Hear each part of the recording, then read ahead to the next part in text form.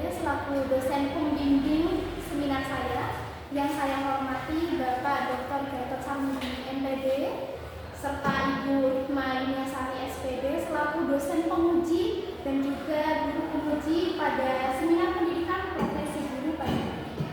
Izinkan saya, Fitri Handayani Hakim, akan mempresentasikan mata kuliah seminar pendidikan profesi guru yang mana saya akan membahas mengenai identifikasi diri, refleksi, desain pembelajaran pada teks deskripsi melalui teknologi media Canva dan juga web interaktif dengan menggunakan model pembelajaran problem based learning. Oke, ada pun beberapa poin penting yang akan saya bahas pada seminar ini. Yang pertama, identifikasi diri, yang kedua, rencana tindak lanjut, dan yang ketiga, refleksi pengalaman belajar bermakna yang saya alami selama mengikuti program PPG ini, dan yang ketiga, rencana tindak lanjut sebagai guru profesional, dan yang terakhir, desain atau inovasi pembelajaran dari pembelajaran bermakna yang telah saya rancang. Kemudian kita masuk pada poin pertama, yaitu identifikasi guru. Di sini saya memiliki dua visi pribadi. Yang pertama, visi pribadi untuk pendidikan Indonesia, dan yang kedua, visi pribadi sebagai calon guru.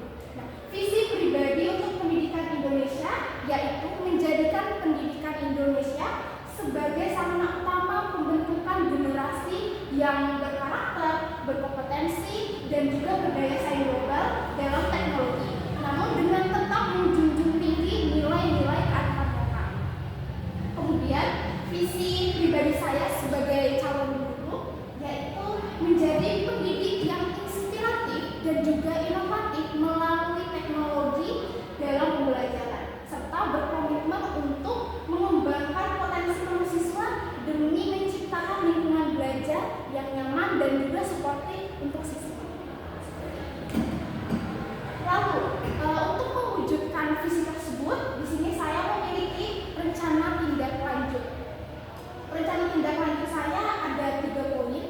Yang pertama, mengembangkan kompetensi diri, di mana saya akan secara aktif untuk ikut pelatihan ataupun workshop yang akan membahas mengenai pemanfaatan teknologi dalam pendidikan. Dan yang kedua, mengintegrasikan teknologi dalam pembelajaran, di mana saya akan membuat materi pembelajaran yang interaktif dan juga menarik untuk siswa, seperti membuat video pembelajaran yang interaktif, membuat simulasi, membuat presentasi, ataupun permainan yang dapat mengedukasi siswa di sekolah. Kemudian poin yang ketiga yaitu meningkatkan keterampilan pedagogis, di mana saya akan mengikuti pelatihan atau program pengembangan profesional untuk meningkatkan kemampuan saya sebagai guru untuk membuat rancangan pembelajaran yang efektif dan juga menarik bagi siswa. Lalu, saya memiliki refleksi pengalaman belajar bermakna selama saya mengikuti program PPG Prajabatan ini, di mana dalam 1 tahun itu terdapat 2 semester dan kami diajarkan 12 mata kuliah yang tentunya sangat bermanfaat bagi saya dan saya terapkan pada saat PPL di sekolah. Lalu, di sini saya memilih mata kuliah yang menurut saya menarik untuk dikaji di kemudian hari, yaitu mata kuliah teknologi baru dalam pengajaran dan juga pembelajaran. Nah, di mata kuliah teknologi baru ini membahas mengenai kajian yang mendalam tentang bagaimana teknologi informasi dan komunikasi dapat dimanfaatkan kita sebagai pendidik untuk meningkatkan kualitas proses belajar mengajar, di mana kita bisa menggunakan teknologi untuk membuat semacam media pembelajaran yang interaktif ataupun materi pembelajaran yang menarik untuk siswa. Nah, di dalam mata kuliah ini terdapat 7 topik, yaitu topik pertama perkembangan teknologi media dan pembelajaran, topik yang kedua lingkungan belajar abad ke-21, topik yang ketiga teknologi dan media untuk pembelajaran, yang keempat pemanfaatan perangkat digital, topik yang kelima perangkat web dalam pembelajaran, dan topik yang keenam pembelajaran jarak jauh, dan yang terakhir meningkatkan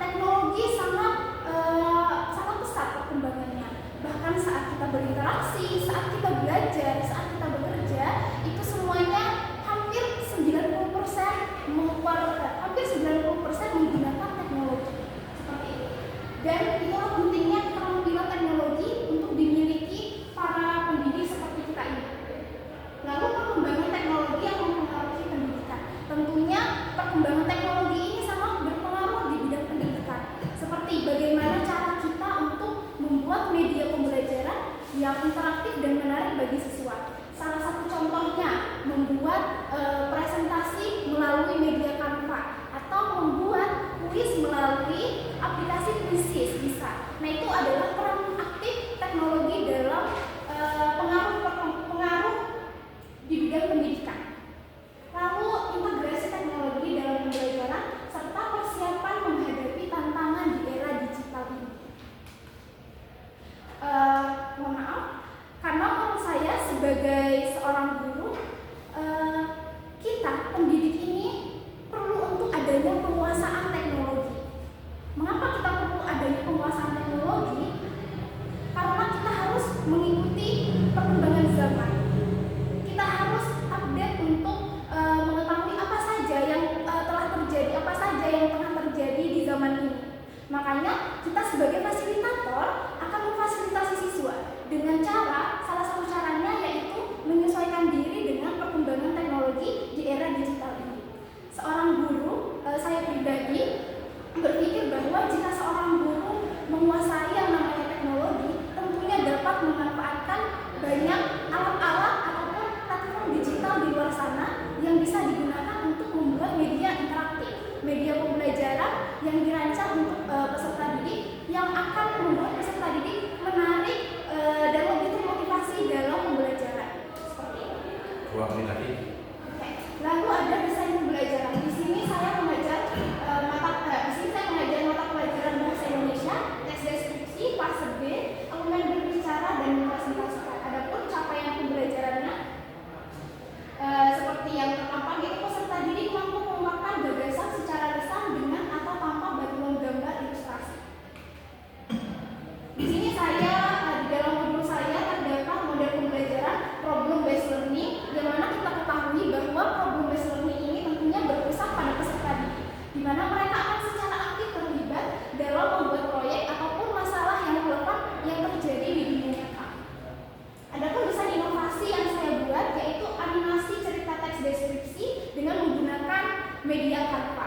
Mengapa saya menggunakan media Canva? Karena media Canva ini sangat aksesibilitasnya sangat mudah. Kita dapat mengaksesnya melalui komputer, laptop ataupun smartphone. Dan di dalam media Canva ini juga terdapat elemen-elemen grafis yang dapat kita akses, dapat kita gunakan dan kita sesuaikan dengan kebutuhan media pembelajaran yang akan kita gunakan di kelas. Lalu kemudian ada web random Thinkernet. Ini adalah web interaktif yang saya temukan berangkat dari kesulitan yang saya dapatkan di kelas, yaitu di mana peserta didik sangat sulit untuk diarahkan maju ke depan kelas, Pak.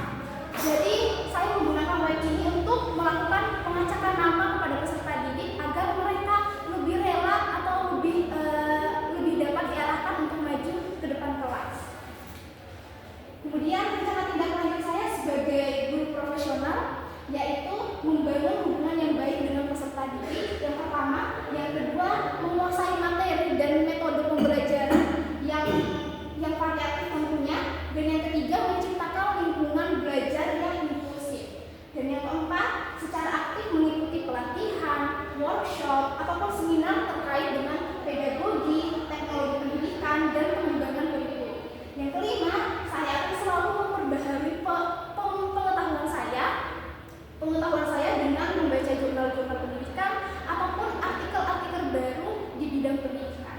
Dan yang kelima, saya akan bergabung atau mungkin insya Allah membentuk komunitas mengajar dengan tujuan agar kita bisa saling sharing mengenai ilmu atau pengetahuan dan pengalaman yang kita miliki. Sekian, terima kasih. Mohon maaf apabila